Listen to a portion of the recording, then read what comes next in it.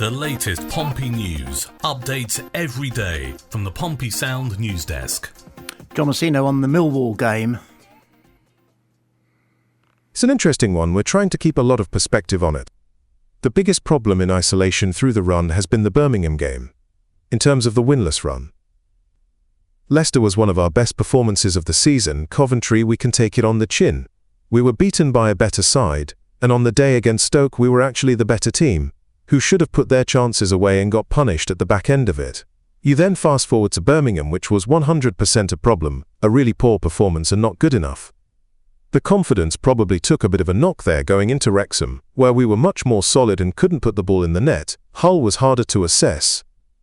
There were some frustrating bits, some good bits, and you come away thinking, we're not miles away, but small margins are killing us. So we go through that group of games drawing 2 and not winning any of the others. It's a very, very interesting one for us because we don't feel we're a million miles away, but clearly in terms of results we're not picking up as many points as we need to, we're not scoring as many goals as we need to score, and we need to change things. We do need to shake things up a little bit.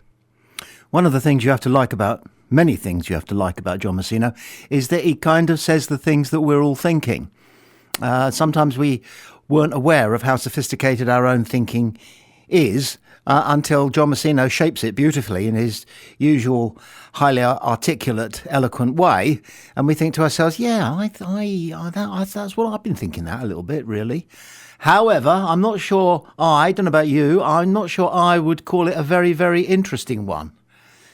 He says it's interesting because he doesn't feel we're a million miles away, but small margins are killing us. Those last two bits are nailed on. And like I said a moment ago, it's the kind of thing that we Pompey fans have all been thinking. We're not a million miles away, but small margins are killing us. We have the odd bad game, no doubt about that. We occasionally play teams that simply are better than us. We can live with that. We need to be beating teams that we're better than, is the small margins that he's talking about. We could have put the Stoke game to bed and ended up getting a pounding, well, not a pounding, but ended up, as we have done so many times the last 8 or 9 games, with nothing. He says we're not scoring as many goals as we need to score. Again, we've all been saying that actually out loud for some time, quietly and gently, because we don't want to scare people like Colby Bishop. But then John Messino leaves the best till last in many ways. We need to change things, he said. We need to shake things up a little bit. Now, whether that is approach, whether that is formation, or whether that is team selection, or whether it is all three of those things that probably could use being shaken up a little bit, only time will tell. We'll only find out a few minutes into the game on Saturday afternoon. So, fingers crossed that once again, at this time of the year, John Messino and the backroom team, the coaching staff, the recruitment people can work a little bit of magic and haul us up to the middle of the table, which would do for us, wouldn't it? So, like I said, fingers crossed, toes crossed, everything crossed. John Messino has been speaking about his discussions face-to-face. The owners were great, and we had some really positive discussions about where we are as a football club. It came off the back of a good performance against Wrexham, which was probably a good barometer of where we are and where we need to strengthen in January. It was a really useful week to have them over and have those discussions. They were receptive to any requests. The EISNERS have always been very receptive to what we propose and would like to do in certain windows. We're very, very realistic about where we are as a football club and where we are as a league, and in terms of some of the other clubs, especially the ones coming down from the Premier League with parachute payments. With that in mind, though, I think we'll be in a good position. So we can only guesstimate exactly what the discussions covered. Amounts of money available and the kind of individuals that the club is thinking about approaching, and the kind of clubs that are running, currently owning the contract of the players that they are thinking of asking about. Now, one thing that we know for absolute certain, or two things we know for absolute certainty about Michael Eisner, is that he admits that he only half understands the rules of football, but he understands as well as any football club owner in the UK, possibly the world, how to carry out successful business. because that's what he's done all his life. And he's done it in one of the most challenging fields, not finance or aviation or IT, entertainment. And football is, if you pare it right down to the bone, it is entertainment. We turn up to be entertained and sat in a seat along with a load of other people who share the same fervour for the type of entertainment that we like best. We go to the cinema sometimes. We go to the theatre if we've got nephews and nieces and they want to see a pantomime. I don't think we go and see The Cherry Orchard by whoever he was, Chekhov was it, very often. But we understand what we like about our entertainment.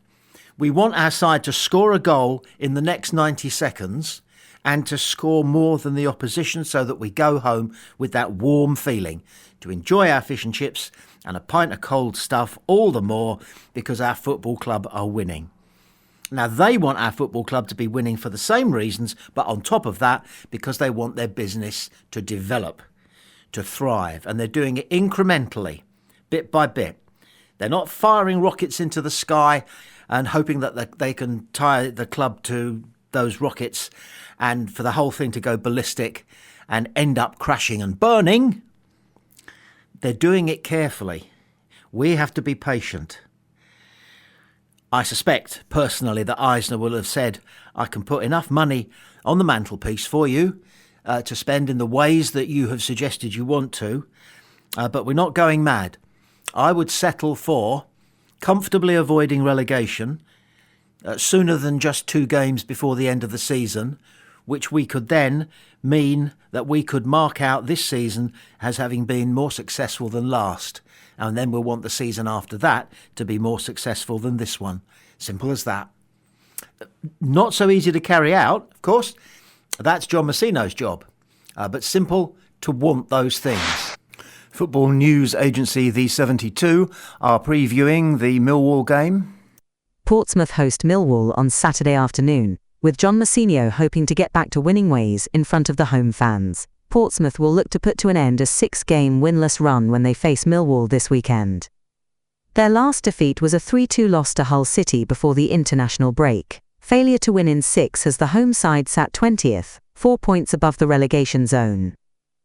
After a 16th place finish last season, Portsmouth will have been hoping to better their results to climb the table. Their opponents, Millwall, have been excellent so far this season. Despite failure to win in their last 3, they still sit in 6th, and will see the weekend's game at Portsmouth as an opportunity to get back to winning ways. Alex Neil's side last result was a 1-1 draw against 4th-placed Preston, with Mihailo Ivanovic scoring the equaliser to get a point at home. Messino had positive news when speaking to the media ahead of Saturday afternoon's game. Portsmouth winger Adrian Segecic is in contention for a return in the weekend's fixture. The Australian summer signing picked up a hamstring injury against Coventry City, 10 minutes after coming on in October. Portsmouth have had one of the worst injury records in the league this season, but returns to the side for Callum Lang and Nicholas Schmid will be a huge boost to Messino's plans. Schmid was injured in Portsmouth's derby against Southampton, only playing 5 games this season.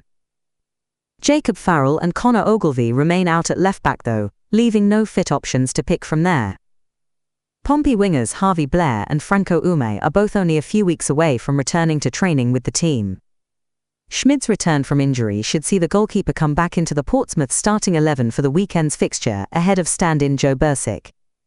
The back 3 will most likely remain the same, despite conceding 3 to Hull City, with Josh Knight, Regan Poole and Ibane Boat continuing. At wing-back, Terry Devlin and left-sided stand-in Jordan Williams expected to stay in the side, with Devlin scoring both of the goals in the game against the Tigers. It's a challenging selection decision lying ahead of John Messino, although we're talking on the Friday afternoon evening. The decisions will already have been made as to who is going to be playing. He's got a surfeit of goalkeepers. Well, he's got 2 goalkeepers, both of whom we trust. They're not quite level for Devils, but Schmidt edges it. He is an excellent shot stopper. He is an excellent distributor of the ball. A really good fifth defender, if you like, and that probably shades it for him. And plus, he's done nothing wrong in the season and a half that he's been curating the sticks. So he's in, but everywhere else, there are either too many or not enough. For example, we haven't got a left back. And wide right now, there's a competition going on there between Segacic probably and Lang. That's assuming that both Swift and Chaplin are selected on the basis of profile, seniority and what have you. So a difficult one, a challenging one for John Messino, but a better problem overall, team selection, than he has faced for the last 8 or 10 games, because his trump card will start, and that, of course, is Murphy.